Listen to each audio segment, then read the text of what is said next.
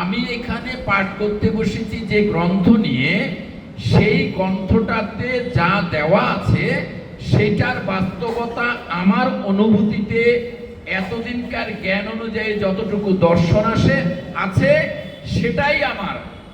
এটা আজকে নাই আর এখন নয়, এগুলি কিন্তু আজকালকের জন্য নয়। এই বেদ উপনিষদ ধর্মের কথাগুলি কিন্তু চিরন্তন। কেন চিরন্তন বলতেছি? ঈশ্বর আগে ছিলেন, এখন নাই, পরে আসিবেন, অথবা ঈশ্বর আগে ছিলেন না, এখন আছে, পরে থাকিবে না, এরকম তো নয়। এবং আমরা আত্মা হিসাবে চিরন্তন শাশ্বত।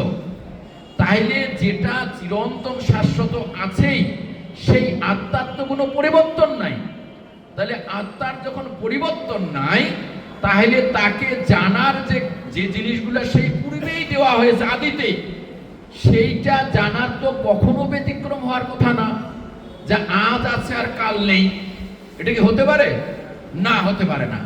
যারা আমরা বলি আগে এরকম ছিল, এখন নাই, আগে এরকম ছিল, সেটা বাহ্যিকের কিছু পরিবর্তন হয়, কিন্তু ভিতরেরটা চিরন্তন একই রকম।